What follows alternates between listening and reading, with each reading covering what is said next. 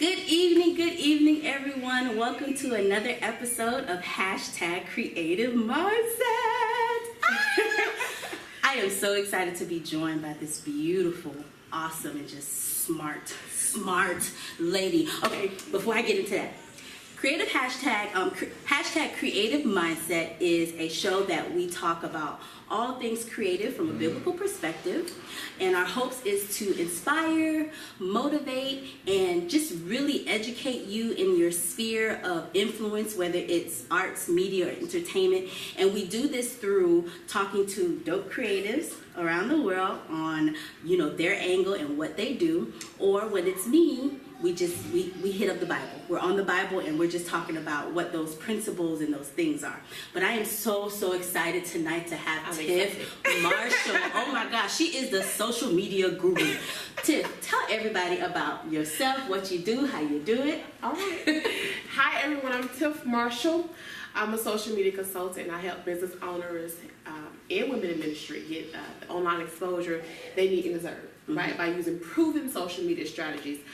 Social media chose me. I didn't choose it, honestly. I didn't think of social media as a career, but there are so many opportunities and missed opportunities that we overlook because we hide behind the screen, right? So that's why I'm here, to get exposure, in conversions, right? That's important. And educate, just show us and tell us and teach us. All right, so the first question I have for you, you being, in the social, you're like heavily in the social media, lane. Just talk to the viewers about what's your creative mindset when it comes to you as an entrepreneur in the social media industry. Like, what's your creative mindset when it comes to your clients, your flow? Like, what is that like for you? Right. And I think that's the main piece, creative mindset. It's more than a hashtag. I love how you say it, there's a biblical push behind it. Because it's just my crazy belief that we can really take over the land. Go ahead. And we really, activate the power and the gifts that are within us. So when you talk about creative mindset and what I do and what goes into play, the work of creative mindset, who are you? What do you do and why do you do it? Yep. Right? Who are you as a person? You. Everyone has their own unique voice, and you got to create that in the atmosphere. You got to let people know who you are, because you're going to be known for what you do. I'm going to be known for what I do, but together we're still working for the kingdom, right? Yeah. So developing who you are, right? Embracing who you are. Embracing your own voice. The way I talk is different from how you would talk, and that's okay to share in the social space. I love to refer to different people, like Cindy Trim. She's awesome, right? So when I go to her page, I know exactly what I'm going to get, right? When I go to Gerona's page, I'm going to get some inspiration. Right? Yeah. Because I have that expectation, because they're consistent with their message and they've owned their message. Another thing is to, be proud of it. There's some people like Gary Vee. We all know Gary Vee, right? I don't know Gary Vee. It's okay, girl. Okay. You gonna know what I'm I saying. should know? Okay, tell me. That's okay, but many creators might, right? He's just, this bold entrepreneur. He says what he wants to say and how he wants to say it. And sometimes, well, not sometimes. Oftentimes, girl, he uses profanity. Okay. But his users, they're his followers, I should say, they're used to that. That's his unique and creative voice. So that's, being who you are and taking the time out to really establish who you are. Because with social media, we kind of look at everybody else. We try to mimic everybody else.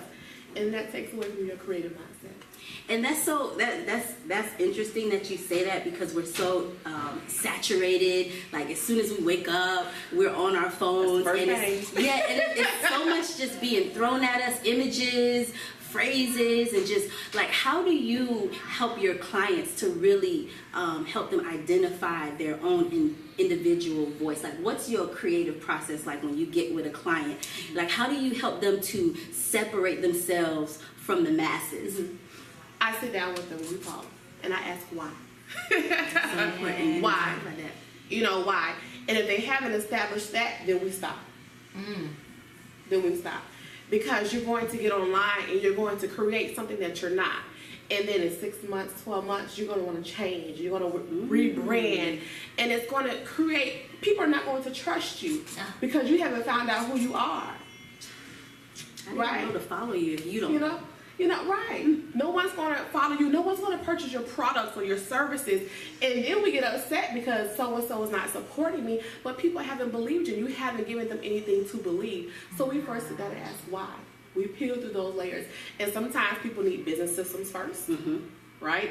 So I say, you know, start small. Right? But sometimes you have to have your systems in place. Okay. So if you do launch your social media, where are you sending your traffic to? If you have something for sale, if you have something for sale, where can I go? We're not going to sit and have a whole sales conversation in the inbox, right? If someone needs to purchase your item, you need to have one in the Cash App. So smart. You know what I'm That's true. saying? You gotta have a system. Because social media is to get you one exposure, right? And then to get you following, and then you want conversions. So when we say conversions, that means turning your followers into buyers. So they're not converting if you have nothing available, right? And if you have no system for them to pay you. I always say, don't make it hard for people to pay you. And sometimes we do that. Sometimes we do that. Having people chasing you down to pay you. Yeah. I like the fact that you said your why, because that makes me think of, because of my everything mentor who's over here. Like, she's very big on you establishing your vision. Because if you don't have a vision, oh my gosh, it's like you want to just scream in your head when you have a client and there's no vision, because like what are you following, like what are you giving the people to run with if you don't have that vision established and you're not seeking God. So that's amazing. Because it'll wear you out. It will. When you're trying to push people, you know, I have no push. You're like, oh, you can't help it. I can't help it. But you gotta come back. Oh my gosh. Oh my God. And you talked about conversion. It's one, and this wasn't on the question. I'm kind of putting you on the spotlight, but you're an expert, so I can throw this at you. Because this is one of the things that I've noticed on social media, and helped me to understand this. Like, you see people, they have like 14.5K followers, but then you look at the pictures and it's like 10 likes and no comments. Like, what is, help the viewers to understand, like, what is that? Like, educate us on that. All right, well, the first is obvious, and it's known that people buy followers, okay? And what that means is you can find any site and you can purchase followers. You can pay them $25 for, 5,000 followers. That is one. People also purchase likes. Oh, you can purchase You likes. can purchase likes. Wow. So that's another thing. So what people are forgetting is the key element is engagement. You're on social media to be social, right? Because my mentor, the man breaks bread. I'm telling you, he run $5,000 ads like it ain't nothing on a daily. And it has like 20 followers on Instagram. Right? Because people who have been established before social media, they've been established. They don't need social media. The new age feels that social media is my validation. Your social media doesn't validate you, your bank account does. Come on, preach. Your experience. So I think we get caught up with the numbers, okay? And I was there too, because when I first got into the social media thing, I was trying to find inspiration and people to follow. And I'm a supporter of my people. If you have a product or service and I think it could be of value to me or someone I know, I would purchase it and share it, or, So I purchased some things from other social media experts, and I was like, I want a refund. Now, I won't tell, I won't say who those people are, because that's, that's kind of tacky. Right. But you realize that people, one is manipulation. A lot of manipulation on the internet screens, but we don't have time for that. That's another live. But you want to keep and follow engagement, right? So I don't care if you have 200 followers, but if you're getting 100 likes, if you're getting some comments, if you're getting emojis, if you're getting claps from genuine people, that is worth it.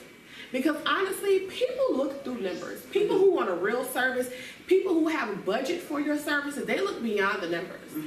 I am not impressed by 20,000 followers. I'm not. I want results. I want to know who you are. Because some of these people, some of these online influencers, they have large followings, but when you meet them in person, it's a different thing. So be yourself and keep your engagement. People want to see you. They want to see you. People want people. People buy people. People don't buy products. So before I come to you for your service or to buy, book you for my, photo shoot, my makeup artist, I want to know, who are you? before you come touching my face and stuff. So, like, what do you give an example of what do you mean by like showing people your people side? Like, is it talk creatively? Like, help my mind to visually see what you're saying. So, for example, be yourself. What are you doing in the morning? If it's, you know, if you are an encourager, then you need to post something encouraging in the morning. And side note, post posts that you live by. Okay. You know, we love to post quotes, but I don't think we live by half of the quotes that we like online. I think the word would be much better. You know? But we talk about engagement, you know, post what it is that you actually do. You know, who are you behind the scenes? So if you are that encourager, if you are that creative person, you know, and one thing I want to say too is stories are taking over.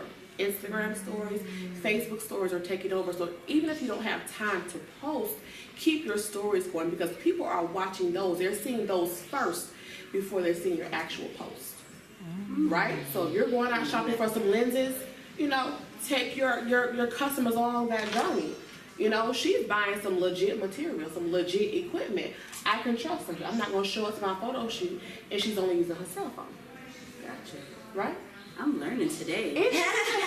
And you're a mommy, right? You're a mommy, you're a wife. Show people that. You know, we forget family a lot in our business, and I think that will help some marriages, you know, if you include your spouse, include your children into what you're doing, and it's okay to show them online. You know, you don't have to keep them separate from what you do. You're smart, girl. Full of wisdom. I love it. I love it. I love it. Okay, so you're in this game. There are a lot of people who, you know, because they can text real fast or take pictures, like they calling themselves social media, you know, experts or whatever. So you're in a market that's, you know, pretty. It's getting saturated, like because online is just everything is everywhere. It is. So how do you, as a social media like creative, how do you like continue to reinvent yourself? Like how do you do that in a way that, you know, you still keep yourself authentic, you're still upholding a sense of integrity? Like how do you continue to reinvent yourself? Right. I stay ahead, one, because like I said, this thing called me, and I started doing social media for my church. My pastor literally said after one service, no, when I joined, he said, you're going to do our social, he said, you've been on our social media platform. I'm like, well, how do you know? You're the pastor, right? I didn't know that he was doing, you know, he was our social media manager for the church. A few months later, he goes, Tiff, he calls me in the front, here's the social media team. And he just walked away. So I had to learn to swim at that moment because I was in the social media management. A team of people looking at me like, hey, what are you going to do? And I had no plan. So that's one thing. This thing here calls me, and I stay ahead because, one, I know it's what I'm supposed to do. And two, I know what I'm good with. I am good with content. I am good with content, and that's one weakness for people. They're like, what should I post? What should I post? What should I post? And I've learned to different people's industries. Like, this is what you should post, because I help people tap into the mind of their consumer. Because many times people have a problem with posting because they're thinking about themselves. Your posts are not for you, right? Your posts are not for you. They're for the people that you're trying to target. And then when you can tap into the mind of the consumer, the buyer, then that makes it easier for you. But we're so, you know, sitting on self with our social media posts. And we're only posting selfies and wondering why we're not getting sales. You've got to have a strategy. And I've done well with creating strategies for people. Nice. Awesome, awesome, awesome. And with this market, I know that there are some like challenging times that you have. Maybe you have a challenging, you know, client, like you spoke of. Someone doesn't know their why. That can just be frustrating, the back and forth. Like, what continues to just inspire you in 2018 with all that's going on, just in the world with news and just, you know, things, hope, like just everything, like just what inspires you? I see the possibilities. I see the possibilities. When you know stories of people, of makeup artists who started at MAC, and now they're totally debt free. They're paying off, you know, their car notes for their parents. I just see so much possibility, and especially for creatives. You know, people get online to look at things. People want to see your photos. People want to see, you know, your makeup. You know, people want to see your hair designs or whatever you're creating. People love creativity, and it inspires them because they haven't tapped into the creative side of themselves. So I always see the possibility. Now, you know, there's always somebody to help. And back again, my goal now is to really help churches with social media. I think we could take back the land if we do it right. I really do. I really do.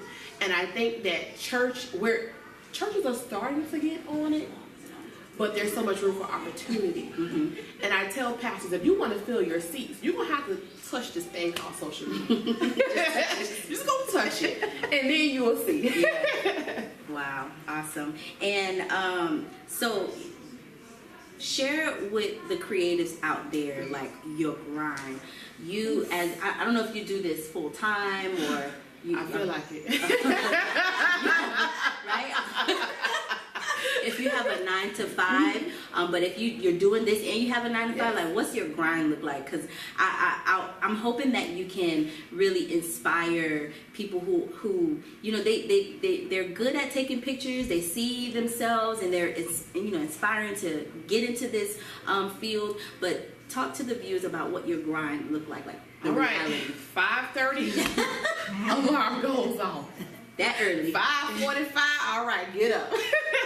By trade, I'm a teacher. I have my master's in education. Oh, nice. I didn't know that. Yeah. So that's what I've been doing for 7 years. Bless your heart. Girl, bless you, Jesus. But the summer is here. So that's work from 7 to 3, and I go right to my office. If I'm not going to my office, I'm with a client, and that's until sometimes 9, 10 o'clock at night. Wow. So that's either coaching, that's either speaking, that's either group training, that's either following up on people, but really being focused. Really being focused, and I think that that's something that we're afraid to do. Come on. I think we're really afraid to just lock in and focus. One word that I don't like, but I have to use now is no. No, I can't come. No, I can't come. You gotta put a value on your time. Your time is important. Your time is expensive, and you don't get it back. So I'm very strategic. I have a planner, and I write down everything that I have to do.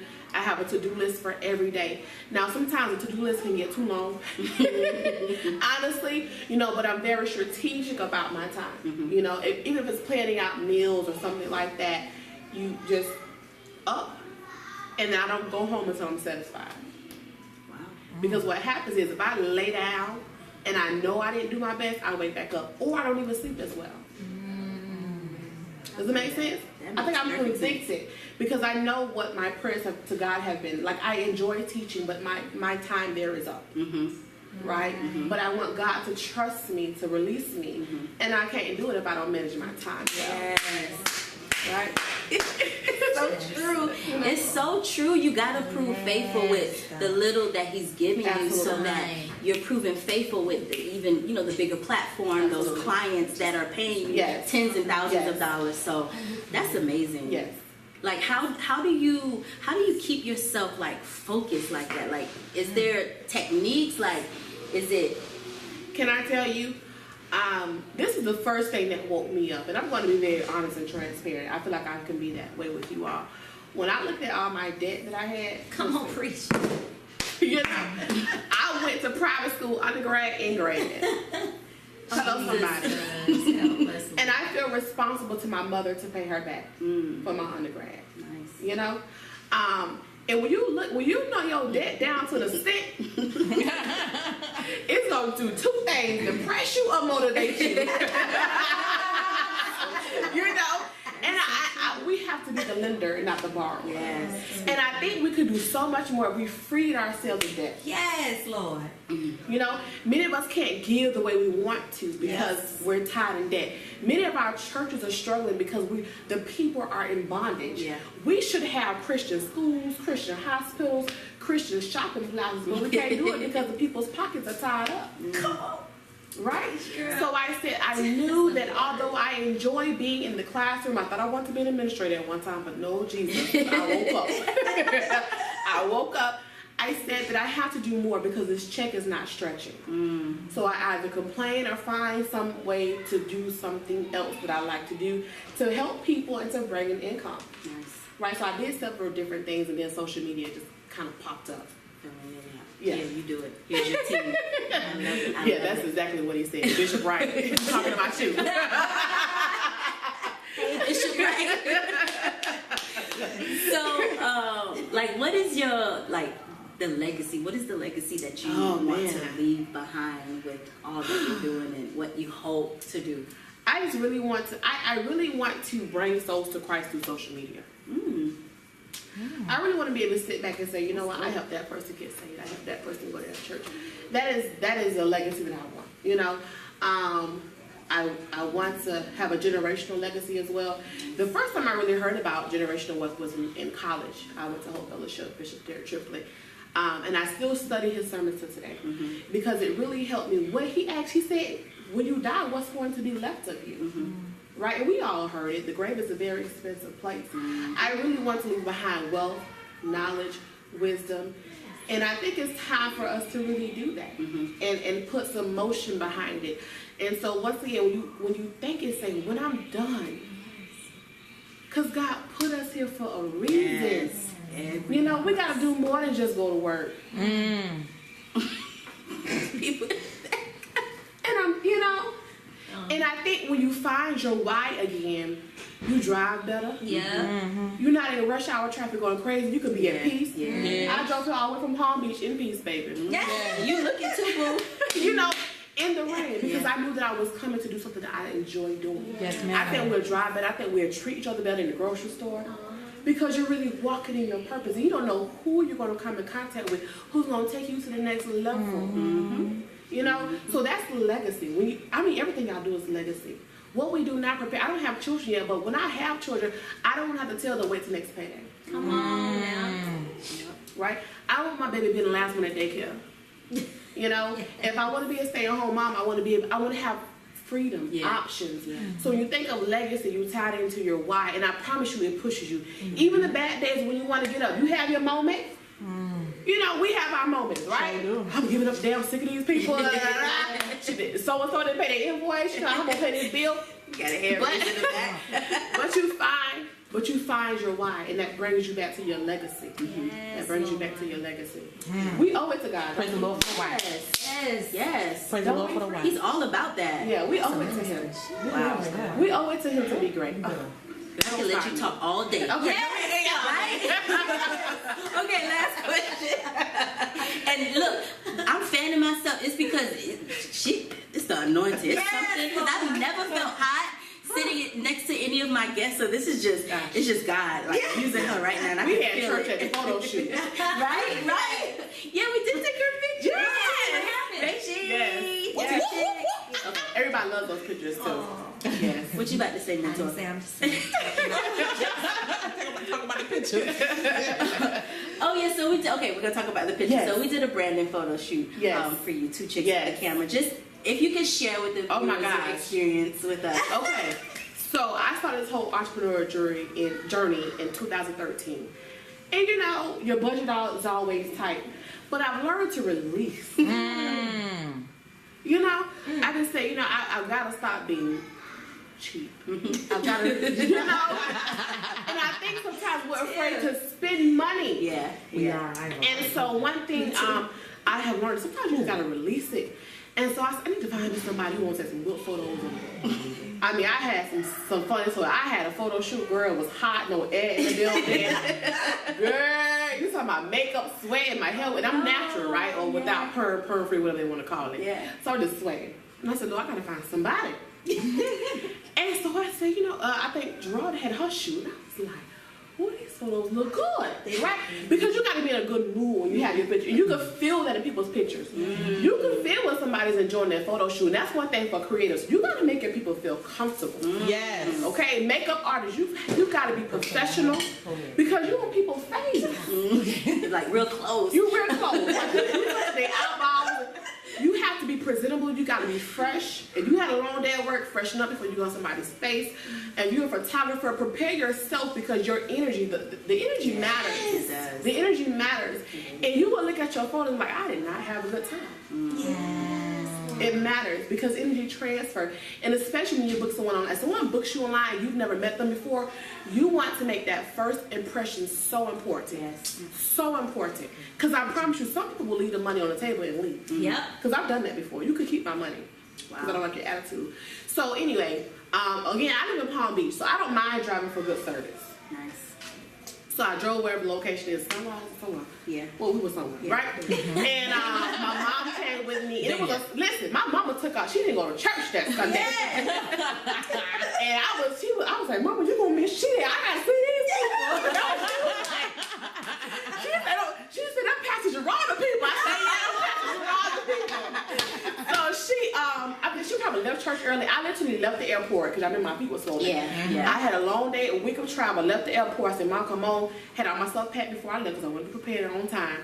Got there and they were like, let's pray. I was like, hallelujah. And that was different. Yeah. And I like that because we can be Christians and be proud of it and be comfortable with it. Right? So I was like, okay, we prayed. And it was like nice and set up. Right? I felt like I was like legit like famous. I had a dressing room, not a closet. A whole dressing room. I had like 10 pairs. Oh no, y'all, first of all, y'all bet me at the car. Listen, I had suitcases and stuff. Because they was like brand clothes, we're gonna put you together. I said, they show? And I did. I had like 4 suitcases, bags. Y'all bet me at the car. I was like, I'm VIP. Right? I said, Mom, what's suitcase? They took it. I said, all right, well, praise God. And your daughter was there to help us. And I love that because you got to teach the children. You're going to work in this business, right? Yeah. So you all escorted me in, lit out my shoes, had a nice bathroom. It smelled good. Yeah. That's important to me. Smell, fragrance. It smelled good. And then you know what? I didn't notice until I got home, some days later. And I was like, they played Ty Tribbett. I love Ty Tribbett.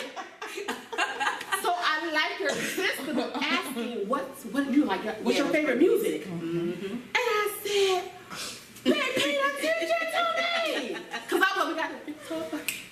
You know, I was feeling good. And, you know, they taught me how to pose. I don't know how to pose, y'all. I'm very stiff. I got one pose. That's it. Or I might throw the hand on the hip. That's it. I'm very stiff. I'm photogenic, but I'm stiff. They work with me. Some of my best shots were like the off, what do you call it? Just off. You know, candid. You know, and people love that. So I don't use a traditional photo headshot anymore. I'm like, you're gonna use this one, and that's the one that people choose. You know, I had one of the black dress formal. That's like, no, we love this one. So it was just welcoming. I felt God in the place. My mom loved it. My mama was teared up on, y'all didn't see her, but she was teared up on the sideline. Some of you don't stop that crying. But the atmosphere was just, it was right. There was space. I refer people to you all. Thank you. And it was beautiful. And I had like 346 photos. And I got them quickly. Yes, you did. Fast turnaround. It was on a good Monday. And then they texted me to confirm the email. I said, well, look at God. So I was good. I love it. Oh my gosh. And that's how we do it for our clients. Yes. We give our clients the ultimate photography experience. So thank you for sharing that with the viewers. Absolutely. Tell everyone how they can get in contact with you, where you are, all your social media handles. TiffMarshall.com, online, TiffMarshall.com. I am Tiff Marshall on all social media platforms. I am Tiff Marshall, Instagram, Facebook, LinkedIn. Hit her up. She's smart. She knows what she's doing when it comes to social media. She is the guru. I love you. Thank you so much. Thank you. Good night. See you on next Wednesday. Amazing. That was great. That photo, you just took me back. You took That